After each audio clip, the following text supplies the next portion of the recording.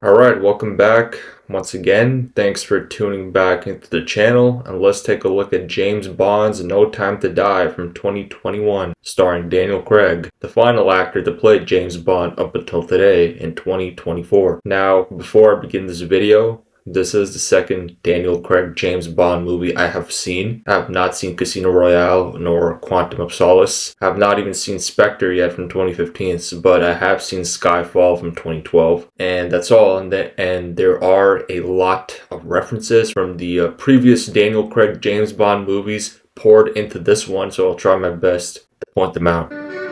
So the movie begins with this guy heavily breathing with this on his way to someone's house. And inside that house, we see this little girl using some early 2000s toy, which is the Tamagotchi. And now her mom is calling her. So of course, judging by the name, it's the Madeleine Swan from 2015 Spectre, which I have not seen yet, and I have to watch that. So young Madeleine goes downstairs to see what her mom wants. So Madeleine gives her mom some wine and talks about her dad as well, since he works for Spectre in the previous movie. And she asks some questions about her. And this is some pretty vital information to understand about Madeleine in the remainder of the movie. So now her mom spills some wine and cleans the rug since Mrs. Swan is ill. Now young Madeleine hears something and starts screaming to know someone broke into the house. And we see this. So here we see what he looks like, all dressed up in this jacket and mask to hide his identity, and asks for Mr. White, who was in Spectre from 2015. Like I said, I don't know anything about that movie. I just read the summary for Spectre recently, but right before making this video, some plot details. So Madeleine's mom answers that her husband, Mr. White, isn't home, so the masked guy kills her.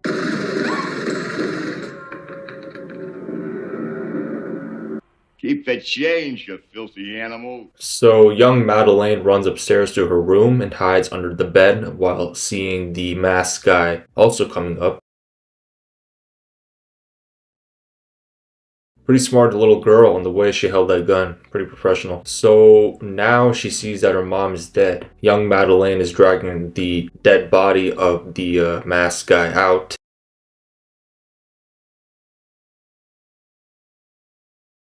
So it's pretty much still alive and starts walking towards her, young Madeleine, running away to the frozen pond, and now she stands for too long on the sensitive part of the pond. So he continues shooting and she swims underwater to stay alive, and now we are in present day. And it was just a daydream, obviously, and Madeleine is played by Léa Seydoux here. And here we see our hero, James Bond. So now we see James Bond driving his famous Aston Martin DB5, which was introduced in Goldfinger from 1964. So apparently James Bond is married.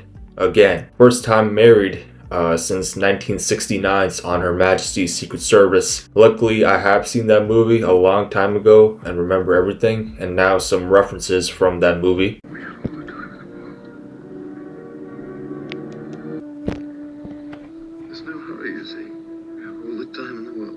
Such as the theme and the ending line when George Lazenby sees Diana Rigg getting shot by I think, what's her name, Irma Bunt, I think that's her name. But yeah. So James is finally enjoying the retired life now in Italy, driving the exact same location where we saw Charles Bronson, Arthur Bishop, driving off with Steve McKenna while he was being chased by the Italian organization in 1972's Mechanic. Check that movie out if you haven't yet. Pretty good. One of my favorites. So, okay, so now that they're in the city and the two are walking to their hotel, and now they have some time to themselves.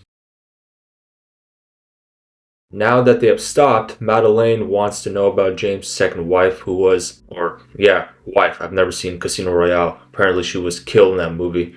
Okay, so now they speak to each other and Bond asks her where she went, but only if he responds to her question about Vesper, who was the girl that got killed in Casino Royale and is now dead. And she is buried right here in Italy, and we will see that real soon. So now she gets up and writes down something in French, which means masked man. I guess a way to reveal some of her life secrets, and Bond will do the same in a few moments. And now she burns it and lets it blow away into the wind. So now it's morning and James Bond is all ready to go, and he tells Madeleine before he leaves that he's going to Acropolis, which is the cemetery where Vesper is buried. So now James Bond is walking towards Acropolis, rocking the 3-button suit. But you see videos on YouTube today always addressing that 3-button suits are out of style, they're outdated, blah blah blah. Bullshit. You know, in the end, who's wearing it is what matters. And a lot of young guys take inspiration from James Bond, especially when it comes to dressing well. Yeah, 3-button suits have to come back. I don't care what these so-called men's style influencers and gurus say on the internet that's outdated. Just because you don't look good in it does not mean everyone looks bad in it, right? But Bond speaks in Italian here, wanting to know where Vesper's tomb is, and this guy points it there, and here we see it. So Vesper was actually 23 years old when she died, damn. And that repeats what Madeleine did earlier, revealing the secret and burning it. So James now picks up a card which happens to be the SPECTRE logo already embedded on it. If you have been watching James Bond from the very beginning like myself, you know exactly what SPECTRE is, I don't have to tell you that. So it was a rigged bomb, and now James tries to call Madeleine, but she's not responding, so he runs and sees the same Italian, I guess, guide who pointed James to Vesper's tomb. So now Bond jumps off the bridge to avoid the bike and the car, and we see this guy with the weird eye. His name's Cyclops. Cool jacket man. So now Bond is running back to the top of the bridge to get to Cyclops and pulls him off of his bike, and now we see some fighting. I gotta say, Daniel Craig really took the James Bond fighting scenes to the next level, whereas the previous James Bond actors kind of made it look awkward, but that depended also on the decade when the James Bond movies were released. So now Bond has got Cyclops in his roadblock and mentions this. Blofeld sends his regards. Madeleine, she's a daughter of Spectre. That bitch. That's a lot of useful information right there. Oh, and by the way, this movie is not based off of any James Bond novel written by Ian Fleming, because both this movie and Spectre from 2015, as well as Skyfall from 2012, are completely new ideas written by film writers of Hollywood, so it makes sense why they included Blofeld in these last two recent movies, because bringing back people from the dead of past Bond movies, yeah, not the best idea, but I remember the last time we saw Blofeld was in Diamonds Are Forever, when Sean Connery was offered back the role of James Bond from 1971. And Blofeld did get killed, and after that no sign of Blofeld or Spectre ever again for the rest of the movies between 1973 to 2002. I can't speak for the Daniel Craig movies since I haven't seen all of them. So Bond is back at his hotel, and the hotel employee tells him that his wife has already brought down his luggage. So here she is, still in the same room, and delivers this line, or James Bond delivers this line. You're right. Letting go is hard.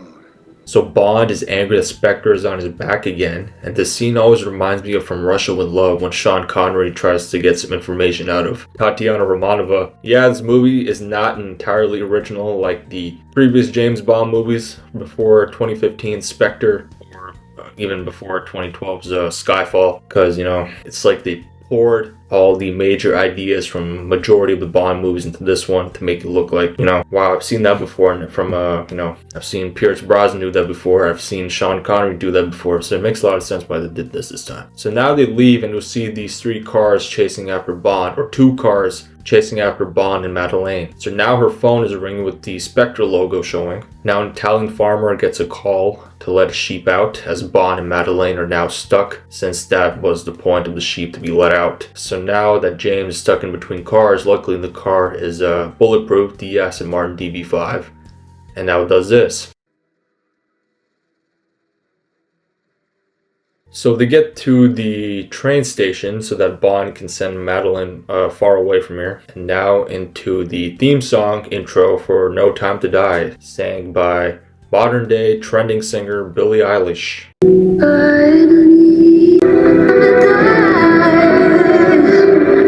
And directed by Cary Joji Fukunaga.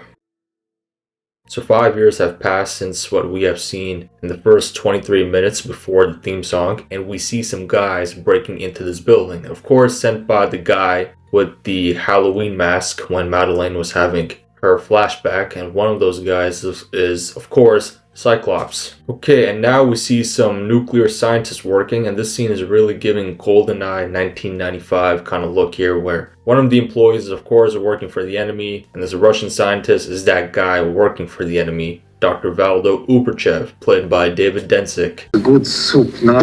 It is waste, even if it is joke.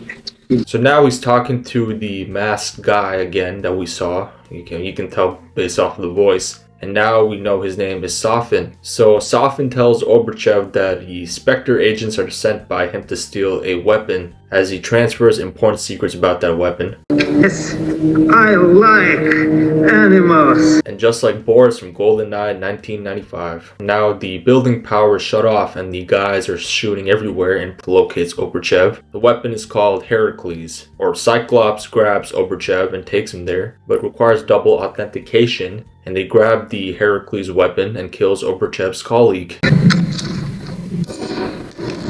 Now they blow up the elevator, and yeah, it is magnetic, and the floor where the Heracles was located, and the scientists are now demolished, as well as the building. So pretty sure this is Norway. Usually the other Bond movies emphasize the location in big, bold title fonts, but this movie doesn't. So back at the British Secret Service headquarters, MI6, man, I'm so used to the old James Bond movies. It's just so hard to watch the new movies. But here we see Moneypenny, played by Naomi Harris, who's been playing Moneypenny since Skyfall, headed to M's office to tell about the Heracles swipe. And M is played by Ray Fiennes, or for those of you who don't know, it's spelled Ralph Fiennes. Yeah, I fell for the trap too when I watched Schindler's List in 2020 for the first time. But it used to be called Gareth Mallory at first in Skyfall, since that's his real name from that movie in 2012. Actually, back when Judi Dench was still the first female M. But now that she's too old, Mallory has been promoted to M since 2015 Spectre.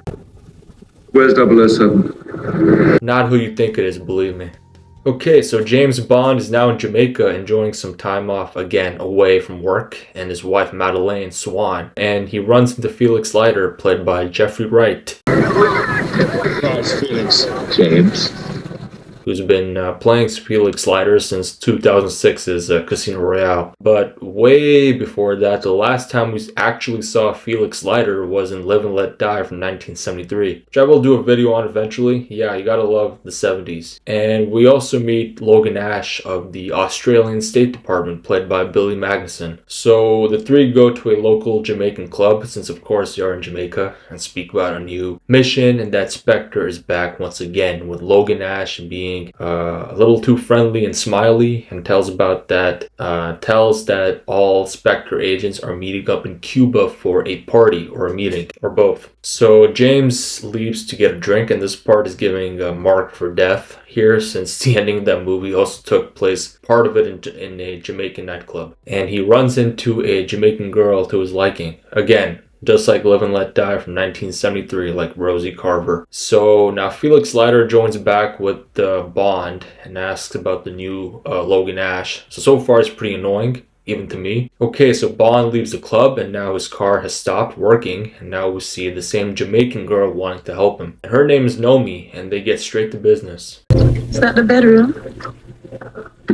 That was awkward. So the first thing I thought you'd take off. And of course, she's got a British accent, and she is actually the new Agent 007, played by Lashana Lynch. And just like Rosie Carver from Live and Let Die, luring James Bond into a trap. But this time, the new 007 is working for the good guys. So she broke Bond's car on purpose, and of course, James Bond is a little jealous that he's lost his his title to a woman. Yeah, James, that's the whole point of a job, right? So back at MI6, we see the new Q, played by Ben Whishaw. And Q is now gay. So much has changed since the Pierce Brosnan movies, where we saw John Cleese's final portrayal of Q, and Ben Whishaw started playing Q since 2012 Skyfall, and since then, before that, there was no Q in the first two Daniel Craig movies, if you didn't know that, according to IMDb. But Q is working on retrieving the files from Uberchev's hard drive, and now M gets a call from the former 007 himself. So Uberchev used to work for MI6 apparently, and the Heracles was an MI6 protective weapon, judging by M's reaction in the first 30 minutes of the movie. M asks Q to pull up a monitor of live footage of Ernst Stavro Blofeld himself, played by Christoph Waltz. I don't know how these writers managed to get to write in Blofeld back from the dead, since Sean Connery did kill him in 1971. And like I said, the last three Bond movies are completely new. No Ian Fleming novel support. So back to Jamaica, where James Bond is now texting Felix Leiter that he is willing to go to Cuba to get to the SPECTRE meeting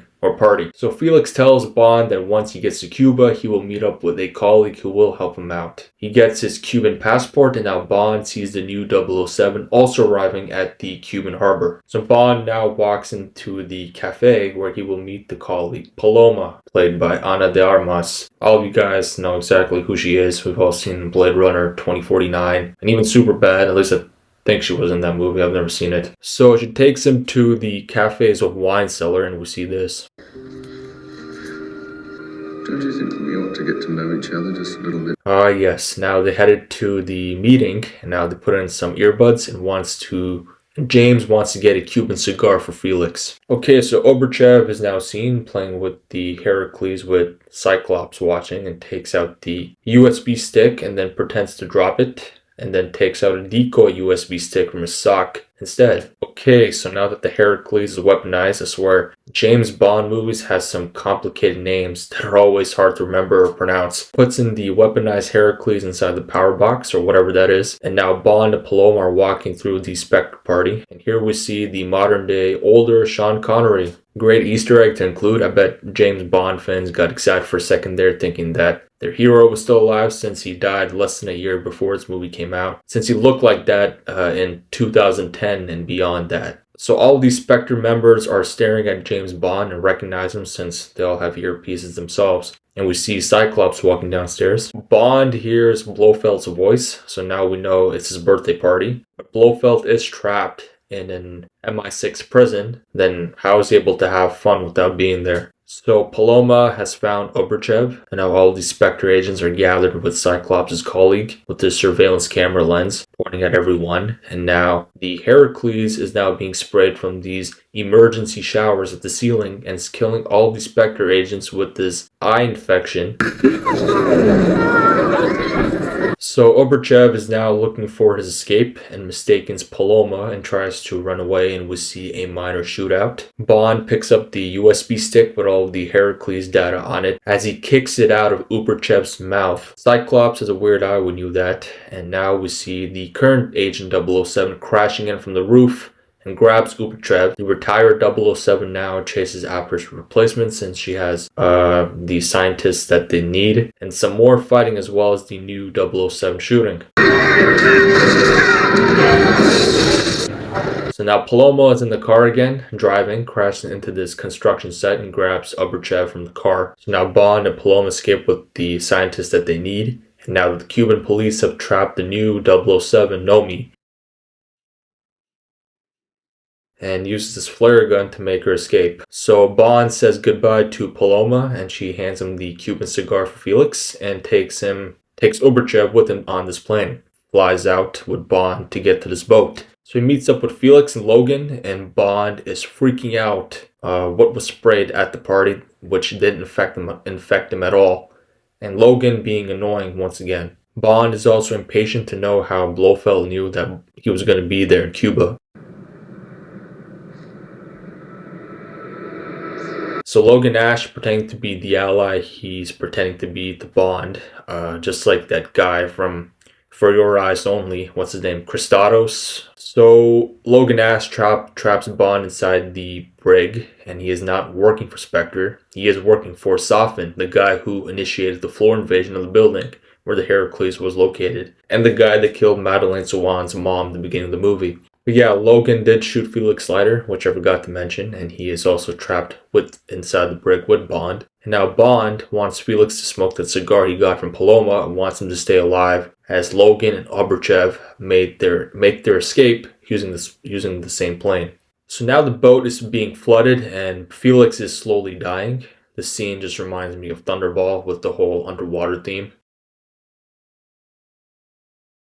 So James Bond swims back up to the surface and now sits on a life raft, again, just like Thunderball's ending. This James Bond holds a cigar in his hand to remember Felix, and now we see a ship come towards him. So now that he's on the boat, which is of course an MI6 boat sent by, MI6, Bond takes out his new car, first time seeing James Bond jeans by the way, and drives back to MI6 headquarters. James Bond.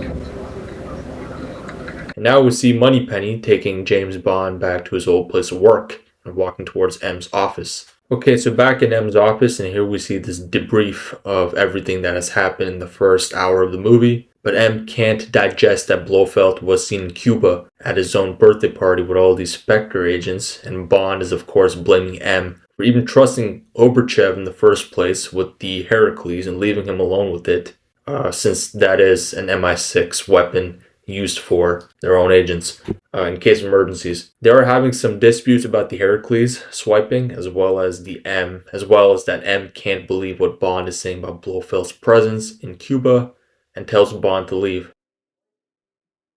So M tells the current 007 to head back to Belmarsh, to check on Blofeld's condition. Now James Bond leaves, but before that, Moneypenny asks him to dinner. But it's not what you think it is. They actually go to Q's house as he prepares dinner for his boyfriend. But Bond and Moneypenny are now there to find some more info on the USB stick that they managed to get retrieved from Oberchev at the Cuban party. So Q opens up the computer and finds out some genetic information with a bunch of hidden files, as well as the names of all the SPECTRE agents who were killed and millions of other names. James' only solution for all this data is to question M and to get inside Belmarsh, which is a men's prison in the UK, for those of you that know that at first. Now, Moneypenny mentions that one very individual has access to Blofeld and Belmarsh, and that is Madeleine Swan, who is a Blofeld psychologist. And her patients tend to be criminals, we knew that. And here we see one of her patients right now. She goes to her clinic. And here is Safin himself, or Lucifer Safin, the one who killed Madeleine's mother, and the one who initiated the heist for the Heracles in the beginning of the movie, played by Rami Malek, who we all seen in Bohemian Rhapsody, Freddie Mercury. So Safin has a somewhat deep conversation with his doctor, and he has a box in his hand, which is actually a gift for her, or a favor. Yep, the same mask. I never forgot your eyes, under the eyes. So Madeleine remembers the mask, as well as that she is instructed to kill Ernst Stavro Blofeld, which is of course a Heracles. Safin hands Madeleine a Heracles spray meant for Blofeld only. So yeah, Safin kind of reminds me of Kronstein from Russia with Love, another past reference. I don't know if you see it or not, that's what I've noticed. So now James meets up with M, and he tells Bond that Madeleine Swan has been Blofeld's psychologist for 5 years. And now tells M that he and Q have found vital information from the USB stick, all tied to Blofeld. So here comes Tanner, and the three get back to MI6 with Q already walking in with Moneypenny, as well as the current 007, Nomi. Go on, I haven't seen you how was your retirement? Shut up, Q. I know he's staying with you. So now that James Bond has been reinstated as 00, and now Nomi has gathered the blood samples of dead SPECTRE agents from Cuba, as they all died from the Heracles as well. So it's only affecting SPECTRE agents, which is weird, even with the online presence of Blofeld, even though he's been locked inside Belmarsh since SPECTRE. So Q mentions that the Heracles only kills those who have a certain genetic code or trait, which makes sense why all those SPECTRE agents got killed, since Bond didn't have those genetic traits, such as being part of SPECTRE. But so M tells Bond and Nomi to go back to Blofeld at Belmarsh, as well as find Oberchev. But before that, Bond tells Nomi that Logan Ash will come in handy if they find him first to get to Oberchev. Again, just like The Spy Who Loved Me. To get to Max Calba, you gotta find Aziz Fakesh first. Okay, so now we are at Belmarsh Prison and Dr. Madeleine Swan waiting in the bathroom with a lipstick-like weapon to kill Blofeld, of course, handed by Lucifer Sofin from the previous appointment she had. So Q is now looking for Logan Ash as Bond makes his way to Belmarsh and meets with Dr. Swan. Dr. Swan, good afternoon. So now they go in and wait for Ernst Stavro Blofeld himself to come out. And here he is, played by Christoph Waltz, like I mentioned before. Now Bond speaks about the party from Cuba and questions Blofeld how he was present there, as Q continues to check out for some more details and spots Logan Ash speaking to Cyclops. Oh, and by the way, Blofeld, if you have seen You Only Live Twice from 1967, didn't have a right eye, as you can see here with Christoph Waltz, but Blofeld and Diamonds Are Forever apparently had two eyes. It's pretty funny to see because, they actually brought back the Blofeld from the You Only Live Twice movie, but not the one from 1971's Diamonds Are Forever, because, that movie wasn't the best. And with Spectre from 2015 as well, with the right eye missing. So you got to question this stuff when watching these non-novel based James Bond movies. Funny how they brought back a villain from the dead. So they continue to speak about Vesper, and come on Bond, move on. But he wants the name of the one who caused the Spectre agents' deaths with the use of the Heracles. So Blofeld gets a little too personal and... Jesus. But somehow Blofeld is now dead. Strange, huh? So he died twice. Wow. You only live twice, Mr. Bond. Target vehicle. So Q attaches his fingerprint-like nanobot onto James' thumb, and now he continues to pretend to not know who Madeleine Swan is. So Bond now drives to Madeleine's house in the country, which is the same house where Lucifer Sofin actually killed her mom in the beginning of the movie. Obviously Bond already knew where she lived, and he now knows that she killed Blofeld with the poison lipstick spray like case that was given by Sofin. And now the kiss. So Madeleine has always had a child, kept secret from James Bond. Next scene, we are back at MI6. M is sitting in a room with a bunch of James Bond nostalgia from an old Bond movies from the 80s and the 70s. As Tanner walks in with the photo of the former M, played by Judi Dench in the background, as well as the M before that in the Roger Moore movies, played by Robert Brown, as they have located Logan Ash. Funny how they didn't include the original M, played by Bernard Lee, or what's his name? Also, how they didn't include Q, the Desmond Llewellyn actor. And back at Madeleine Swan's house, tucking in her daughter as she goes back to bed, as Bond keeps staring at Mathilde, questioning if the child is his. She's not yours. Liar!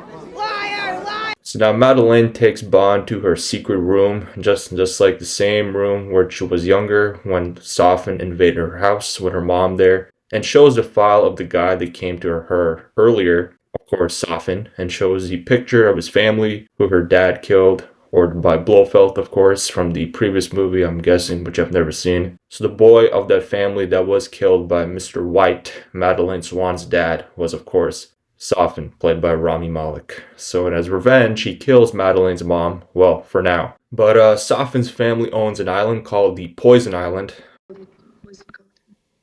once taken over by Blofeld, and now Sofin has taken it back. Hence why Sofin asked Madeleine to kill Blofeld in the first place from her. That's why he chose to get an appointment with a psychologist, which was her. Another revenge area. So now Bond calls up Q and sends him pictures of Sofin as a child, and now it's the next morning. Now James Bond cooks Mathilde some breakfast. So M now calls Bond with Q on the line and have located the poison island between Japan and Russia. And Sofin has a chemical plant on that same island. With all that, Nomi, the current 007, is now looking for Logan Ash while Bond notices that she is headed towards him. I thought she was following Logan Ash, not me. What? She is. James. So that means Ash must be nearby and the three drive away. So as Bond drives, Madeleine notices two gray Range Rovers chasing them and leads them into the forest area, and now a helicopter has located the three with more guys closing in. Definitely sent by Sofin. So they stop in the middle of the jungle and leave the car and continue the rest on foot. Okay, so he tells Madeleine to stay with Mathilde and he continues the rest on his own and shoots at the sky to get some attention from Sophin's guys. So he manages to stunt the last Range Rover and uses the metal elongated wire. He uses it as cover. So here comes Logan Ash and drives there but trips with this tree trunk, and now we have this. His name was Felix Leiter. Again, another similar scene referenced from an older James Bond movie, For Your Eyes Only, from 1981, when Roger Moore pushed down the car off the cliff. Pretty similar stuff right there.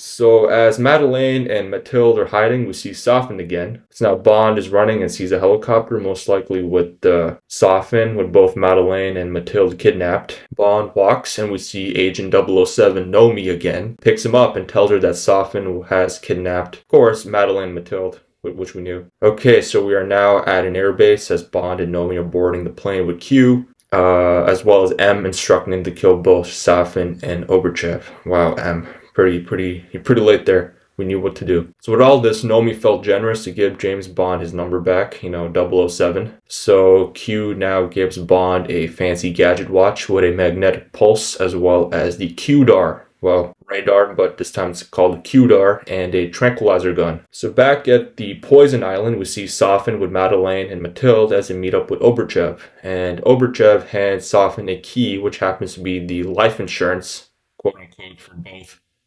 Swan girls. Yeah, pretty funny stuff there. How damaged you must be to threaten a little girl. You bore his child despite his rejection. So the child does belong to James Bond. We knew that when he noticed the blue eyes earlier. So Sophin takes Mathilde out of Madeleine's hands and takes her with him while Madeleine is taken away by his bodyguards. Now Q launches Bond and Nomi using this plane to get to the Poison Island, and now the plane goes underwater, giving the Spy Who Loved Me kind of feel once again. Now that they are inside the Sophin lair, as Bond disables some of the security monitors, as Q has located them while MI6 headquarters is also watching, like a live stream you would see today for video games or anything else like that. So Bond and Nomi have entered a blind spot as Q has lost them, and we see these workers in pink jumpsuits. So now Bond breaks into the lab and we see Oberchev, and we see all these Heracles genetic samples on the wall. So Sophin's major plan is to, of course, expand this Heracles and will target millions in certain parts of the world, like millions of people that will be affected by this Heracles defeat. And Sophin has spotted the two and would like James Bond to come see him. The next scene, we see Madeleine getting some tea poured. Looks like bug tea, as Cyclops tells her to drink it. Looks like bugs swimming inside, I don't know what that is. And now she escapes and Bond walks into a trap. And Sophin with Mathilde, and now we see a so-called philosophical conversation. So now that's ended, Bond pretends to surrender so that he can get back Mathilde. I'm sorry. Do you want to die in front of your daughter? So of course Sophin escapes like Blofeld. He's like a combination of Kronstein and Blofeld all at once. The creepy look and Blofeld's kind of lifestyle, and we see Madeleine meeting up with James. Sophin lets Mathilde run freely as he has business to attend to for a buyer for his Heracles duplications. So MI6 still trying to locate both agents, while Nomi still has Oberchev by his shirt collar and says this to annoy her. I do not need a laboratory to exterminate your entire race from the face of the earth. Well, that wasn't nice. So Nomi is still continuing to shoot, and Bond and Madeleine are now looking for a way to eliminate the Poison Island. Mathilde comes out of nowhere. So back at MI6, Tanner is getting phone calls from the American Navy. The Japanese and the Russians are also annoyed that an unknown island is being circled by C-17, which is an aircraft we didn't know, surveillance aircraft. So Bond, Madeleine, and their daughter, yeah, we knew that, are making their way out as Nomi meets up with them. Yeah, it's a shame there. So Q has managed to get back James Bond on the line, requests for Poison Island to be blown up entirely using Navy vessels, as well as a bunch of ships headed to the island. And they locate an escape raft, as we have seen this in the 1940s kind of kissing scene, something like you would see in One of those film noirs with, what's his name, Robert Mitchum or Humphrey Bogart kind of movie, as James Bond remains on the island.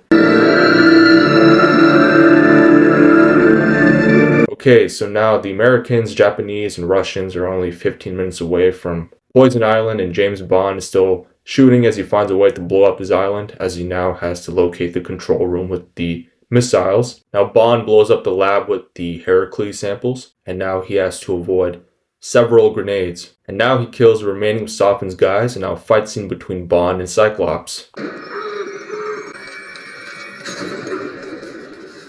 Wow. James Bond finally locates the control room and tries to turn on the missiles, and now Sophin's fountain has opened up again, and he yells at Q to tell him to launch the missiles. It's really giving Spy Who Loved Me again when Stromberg has launched the missiles for Russia and New York, and Roger Moore has to go up and reverse that. Pretty similar stuff here. Now that the missiles are launched here, and here we now see James Bond running and spots Mathilde's toy. Now the fountain or the pond is back, running as Sophin has activated it, and holy shit. That's like some Steven Seagal shit. Oh no. With Sophin shaking and ready to die, he takes out Madeleine and Mathilde's so-called life insurance. And there goes Lucifer Sophin, the one villain with the hardest name to pronounce and remember. So Bond walks and gets back in contact with Q, and now there's a problem with the blast doors. But Q tells him that the missiles are now launched and he needs to get out of there. But now Bond wants to talk to his wife and daughter as Q changes gears with Nomi. So Bond is not leaving the island on purpose because he is apparently now poisoned by the Heracles. So it looks like Uberchev or one of Sophin's scientists probably had a genetic sample of Bond's genetics and probably use it against him. And without James even walking into it, knowing at first. And that so-called life insurance Sophin had of Madeleine or Mathilde was actually a genetic sample. And we all know the Heracles spreads to kill as long as it has the genetic component. So yeah, it makes total sense now why he doesn't want to leave the Poison Island, James Bond. And now we are in the final 7 minutes of the movie, and we see this on Her Majesty's Secret Service kind of line once again. You have all the time in the world. And these are the missiles that are headed towards Poison Island. And that is the end of James Bond, Agent 007, MI6, London, England. So now that James Bond is officially dead, we don't know that for sure. He's going to come back somehow. All MI6 officials are having a funeral by pouring a drink, pretending Bond is there with them. And now the final 2 minutes where Madeleine is driving back on the mountain with Mathilde, with the On Her Majesty's Secret Service ending. I'm going to tell you a story. Kids, I'm gonna tell you an incredible story. His name was Bond. We now return to How I Met Your Father. James Bond. On Her Majesty's Secret Service and the beginning of this movie, with this line playing in the end. As well as the Louis Armstrong song, romantic song that was played on Her Majesty's Secret Service as the ending theme for the movie.